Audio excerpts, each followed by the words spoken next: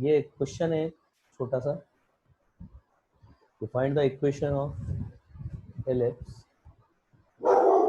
whose axes are coordinate axis और forces are plus minus 2,0। तो अभी अभी बताया था, फिर बता देता हूँ, एक दो बच्चे अभी अभी आए।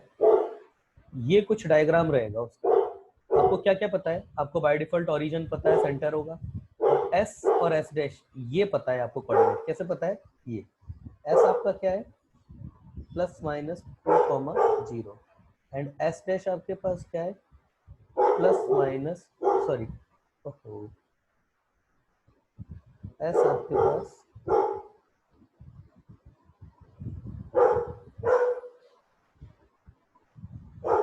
एस डैश आपका -2,0 ये हो जाएगा।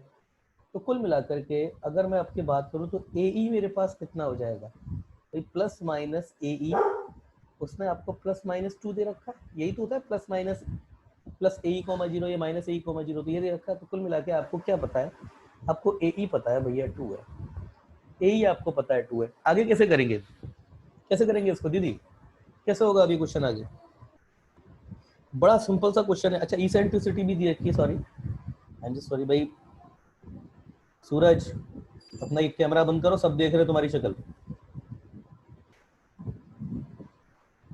इसेंट्रिसिटी, इसेंट्रिसिटी आपको 1/2 गिवन है, सॉरी ये मैं भूल गया था बताना। हाँ दीदी कैसे होगा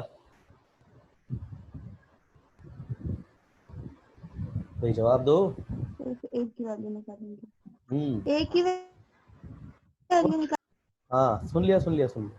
ई इक्वल टू, तो ए इंटू 1/2 इक्वल टू 2, तो ए कितना आ गया मेरे पास, 4 आ गया।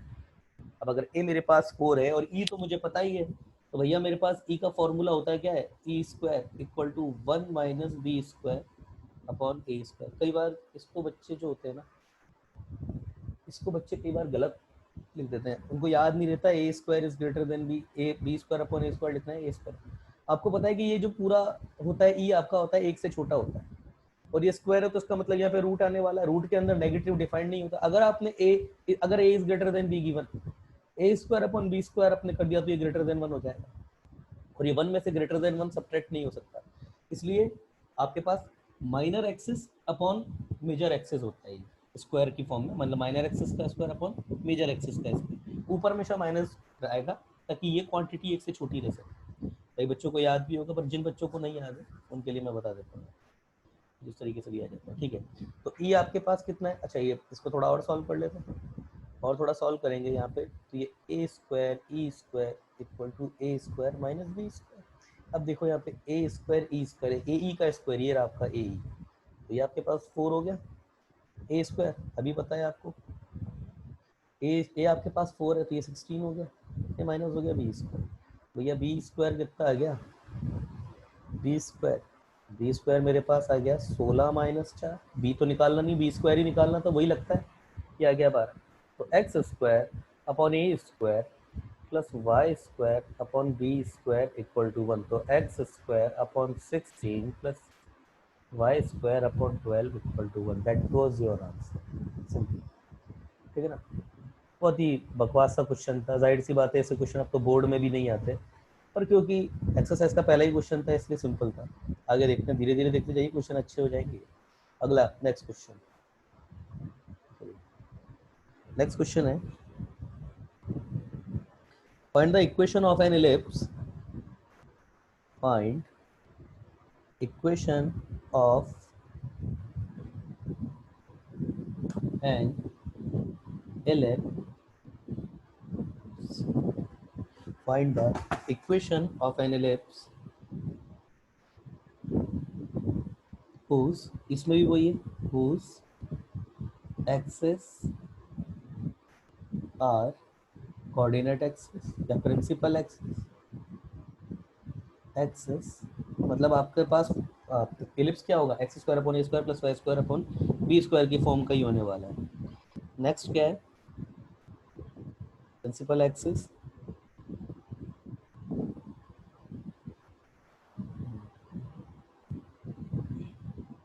And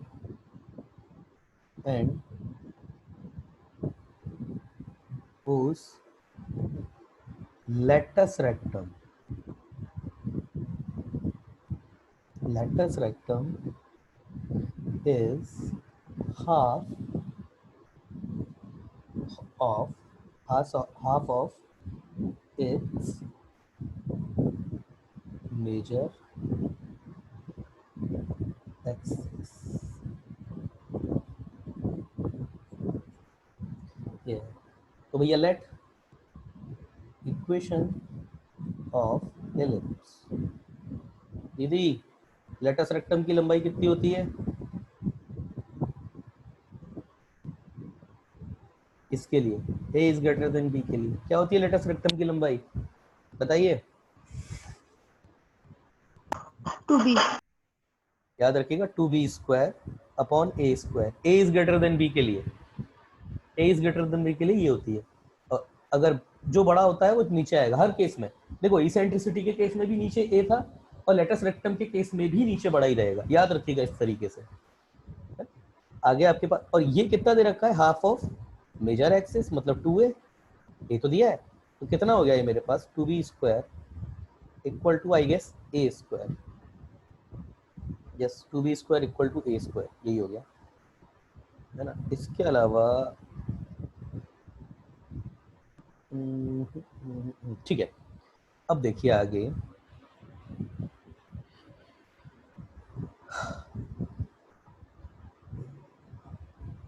2b square equal to a square. चलिए फाइंड द इक्वेशन। इक्वेशन नहीं पूछी है उसने, आई एम सॉरी मैंने यहाँ गलत दिया। इक्वेशन नहीं पूछी, फाइंड द इक्वेशन नहीं पूछी है उसने, इसेंट्रिसिटी पूछी है। फाइंड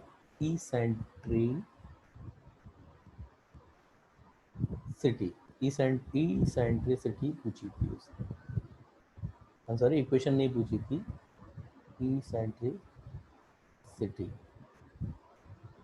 ऑफ इसेंट्रिसिटी पूछी थी उसने। अब इसेंट्रिसिटी की बात करें तो e equal to under root 1 minus B square upon A square होती है। और यहाँ से अगर मैं निकालूँ तो बी स्क्वायर अपॉन ए स्क्वायर तो मुझे पता है कितना है। ये बी स्क्वायर अपॉन ए स्क्वायर कितना है? ये 1/2 है। क्रॉस मल्टीप्लीकेशन से यहाँ रख देंगे तो ई इक्वल टू 1 माइनस 1/2 कितना आ गया? 1/2। That is your eccentricity complete. Okay check another question. ये बहुत इजी क्वेश्चंस हैं अभी कुछ कुछ। अभी आगे जो है क्वेश्चन का स्टैंडर्ड ठीक ठाक हो जाएगा। अगला क्वेश्चन है इफ फोकल डिस्टेंस। यस कुछ बोल रहा था कोई, बोलिए प्लीज।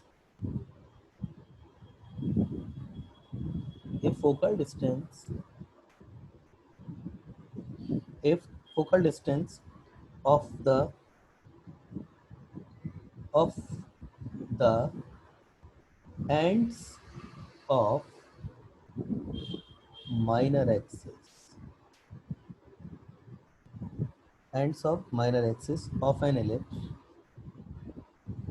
ellipse is q। ये गिवन है आपको। And distance between forces and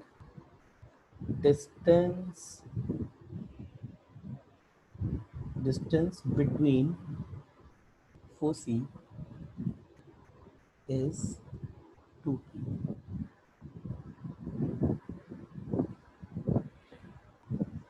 and axes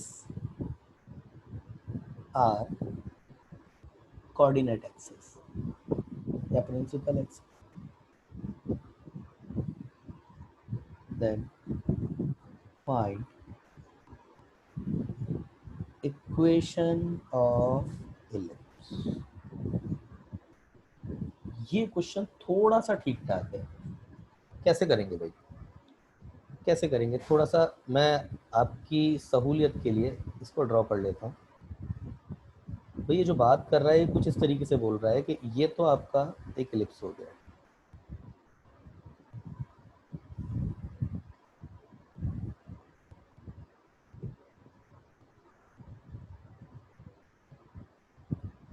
ये आपका एलिप्स हो गया,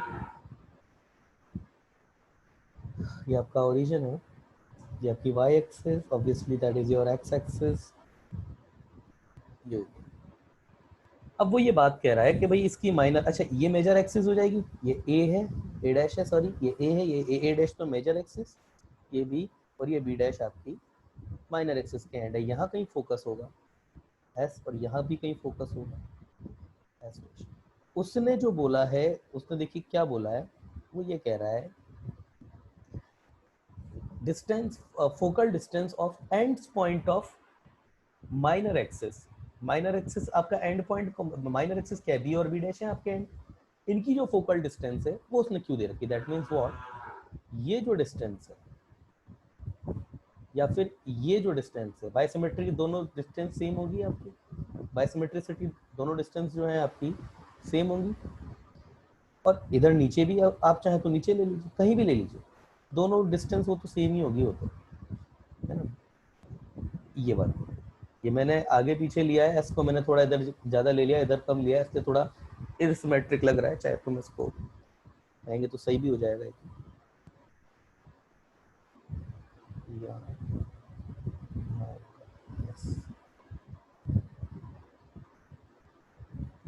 इसमें ये ऐसे, अब उसने क्या दिया है ना, ये डिस्टेंस आपको क्यों दे रखी है, और ये यहाँ से लेके और ये यहाँ तक, ये जो डिस्टेंस है ये उसने आपको 2p दे रखी है। तो बताइए भाई इक्वेशन, अच्छा इक्वेशन कोऑर्डिनेट एक्सिस पैरेलल है तो इक्वेशन तो यही बैठेगी आपकी। यहाँ पर a और b को आपको वैल्यूज आइडेंटिफाई करनी है, a और b आपको बताना है कितना होगा, तो भाई कैसे बताएंगे। हाँ भाई पार्थ बताइए, a और b की वैल्यू आपको बतानी है, कैसे बताओगे।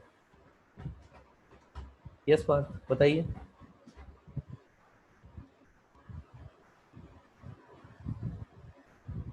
पार्थ हाँ सर। कैसे बताएंगे, ए और बी को रिप्लेस करना है आपको। आप अच्छी तरीके से जानते हैं ए जो होता है वो कहाँ से लेकर कहाँ तक की लंबाई है, यहाँ से लेकर यहाँ तक की ये जो लंबाई होती है ये होती है 1,0, तो मतलब आपको ओ ए बतानी है और ओ बी भी बतानी है, जो आपकी 0,b होती है। तो बी और ए की वैल्यू आपको निकालनी है, क्योंकि वही आपको यहाँ से रिप्लेस करना है क्यू और पी की फॉर्म में। तो कैसे होगा, ये अभी तक जो 3 क्वेश्चन कराए उसमें से ये क्वेश्चन ऐसा है जो थोड़ा ठीक ठाक है, बहुत अच्छा तो ये भी नहीं है। जल्दी बताइए वरना मैं किसी दूसरे से बात करता हूँ। चलिए सोच सर नहीं। लीजिए, चलिए मैं किसी और से बात करता हूँ। हाँ भाई प्रणव प्रताप पाटिल, आवाज आती है आपकी, प्लीज रिस्पॉन्ड कीजिए, रिस्पॉन्ड कीजिए। नहीं प्रणव प्रताप पाटिल नहीं, सॉरी प्रणव पाटिल, प्रणव पाटिल कैसे होगा, रिस्पॉन्ड कीजिए।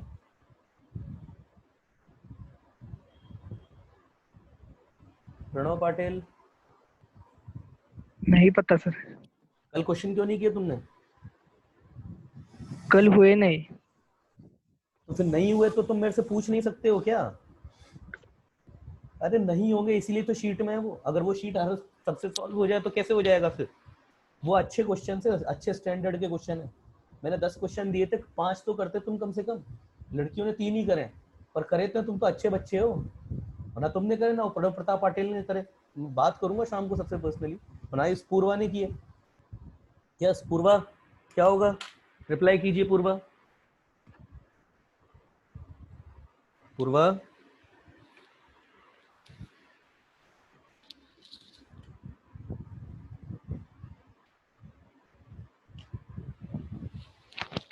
पूर्वा रिप्लाई कीजिए प्लीज, अगर आप सुन रहे हैं तो मुझे।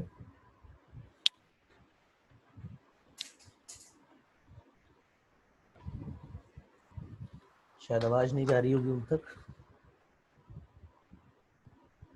चलिए भक्ति कैसे होगा, यस कैसे होगा भक्ति।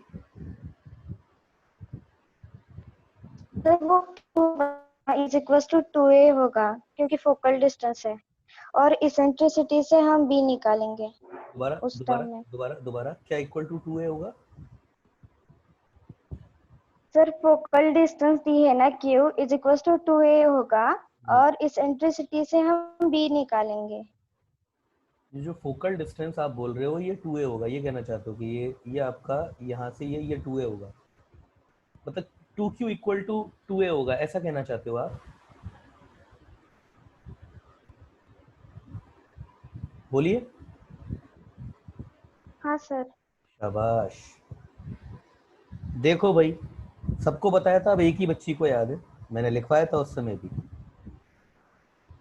The the sum of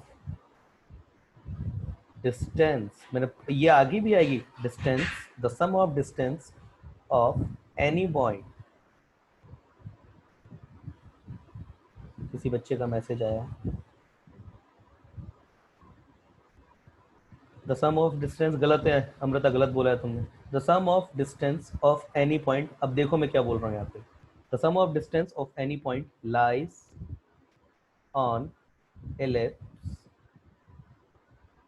from focus is always constant and equal to कितना होता है 2a। एलिप्स के ऊपर कोई भी पॉइंट, उसकी दो फिक्स पॉइंट्स है, जबकि एलिप्स के एक लोकस की दूसरी डेफिनेशन भी यही है कि एलिप्स एक ऐसे पॉइंट का लोकस होता है जिसकी दो फिक्स्ड पॉइंट से डिस्टेंसेस का जो सम है वो हमेशा कांस्टेंट होता है। नहीं पता आप? तो ये आपका जो है माइनर एक्सिस, ये कहाँ पर आता है? ये पैराबोला पे ही आता है, sorry I am sorry, ellipse पर ही आता है। तो अगर एलिप्स से ये डिस्टेंस भी अगर q है और ये डिस्टेंस भी अगर q है, तो आपके पास इस तरीके से, तो s b plus s dash b, ये इक्वल टू 2a होना चाहिए। और ये कितनी दी गई है आपको? ये आपको 2q दी गई है और ये इक्वल टू 2a। तो यहाँ से मेरे पास रिजल्ट आ गया a इक्वल टू q, ये रिजल्ट आ गया। ये तो मैंने आइडेंटिफाई कर लिया। हाँ भैया, ए तो आइडेंटिफाई कर लिया मैंने। अब आती है बात बी की। बी कैसे कैसे बी कैसे फाइंड होगा? नाम है आपका, बताइए प्लीज। चलिए मैं ही बता देता हूँ। देखिए यहाँ से लेकर के यहाँ तक की ये डिस्टेंस आपके पास कितनी होती है? ए ई कॉमा जीरो, मतलब आपके पास देखिए उसने 2p दिया है एस एस डैश, और एस एस डैश आपके पास कितनी है? 2AE, और ये आपको कितनी दी है? 2p। तो ये आपका 2 से 2 कैंसिल हो गया, AE इक्वल टू p। ठीक है, अगला ए आपको पता है कितना है? क्यू। तो q e equal to p, जगह नहीं बची है थोड़ा,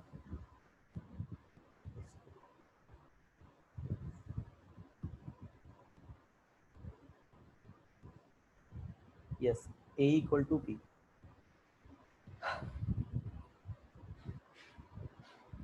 तो ई इक्वल टू कितना हो गया मेरे पास? P upon Q. और ई स्क्वायर कितना होता था मेरे पास? 1 माइनस बी स्क्वायर अपॉन ए स्क्वायर। और ये कितना गिवन है मेरे को? P square upon q square. थोड़ा सा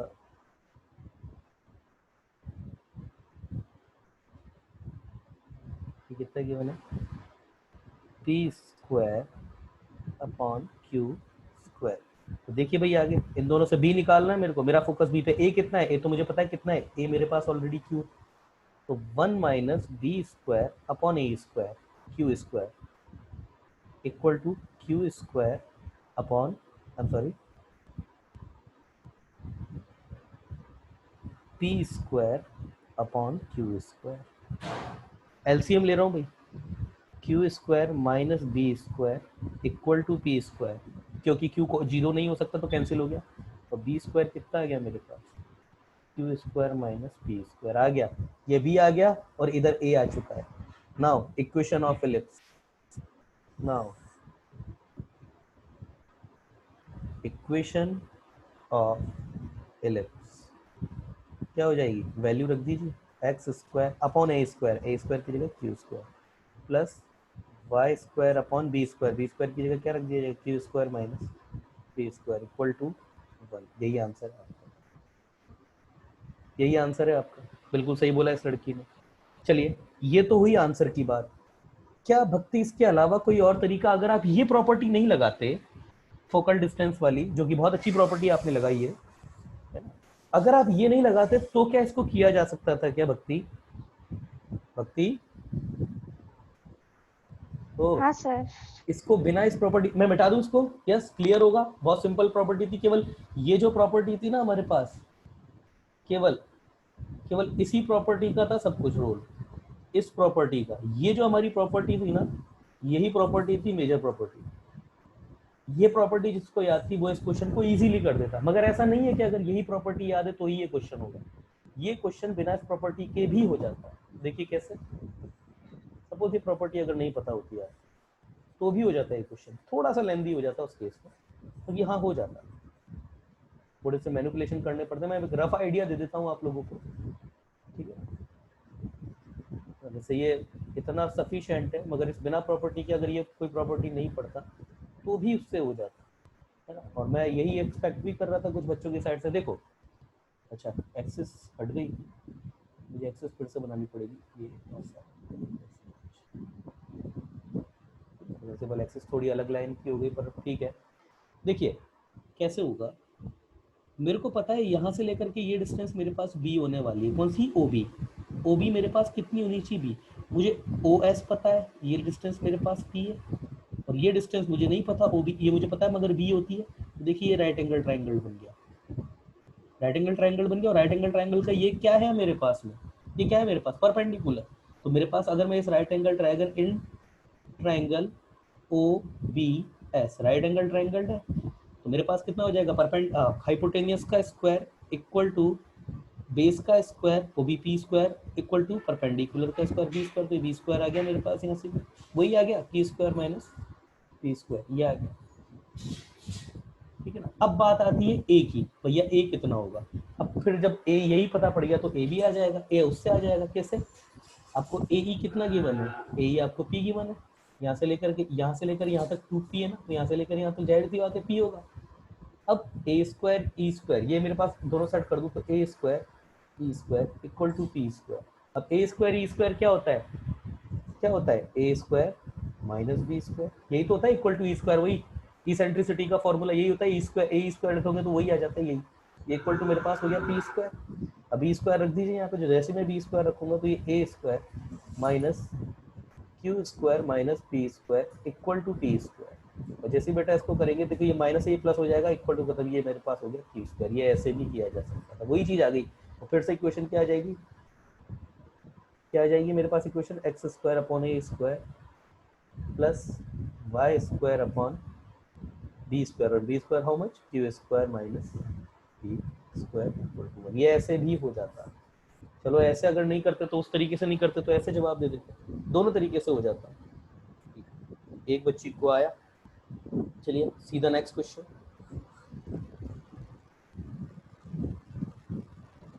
चेक द नेक्स्ट क्वेश्चन। ये बिल्कुल बेसिक क्वेश्चन है ये। Find the equation of ellipse having the axis along the coordinate axis. Find equation of ellipse having axis along coordinate axis। बेटा ध्यान देना, coordinate axis and passing through the point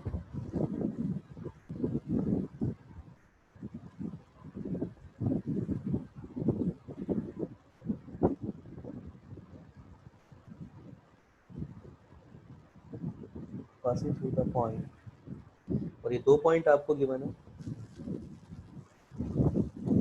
4,3 and next the point is given at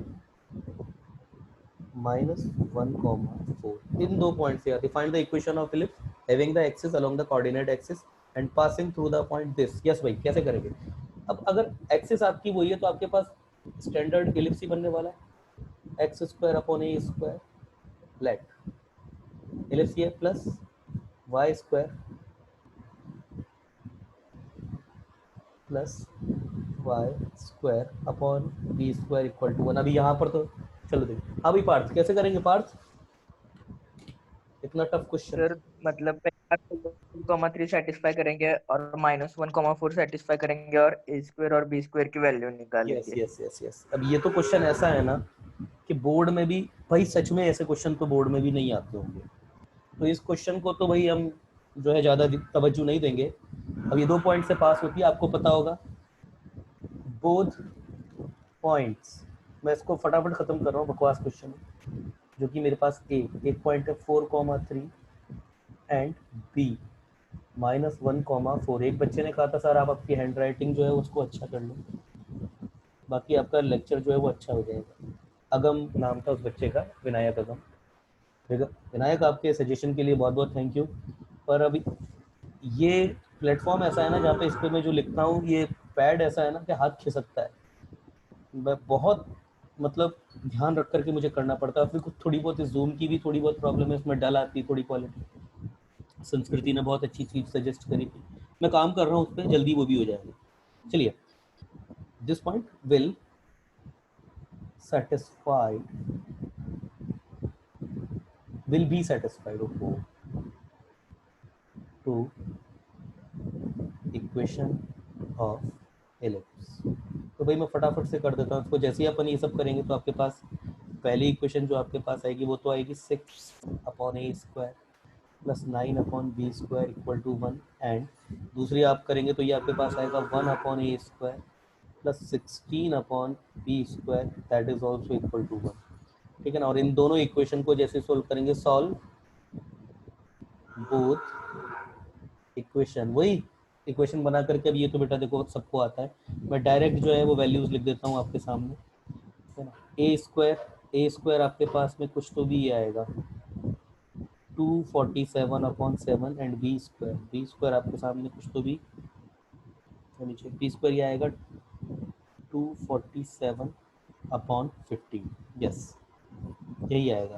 तो आपके पास equation of Philips कितनी हो जाएगी, x² तो 7 ऊपर आ जाएगा, तो 7x² 247 प्लस y/b² तो 15 y² 247 yes, that is your equation of ellipse. बकवास क्वेश्चन था। चलिए आगे देखते हैं नेक्स्ट क्वेश्चन,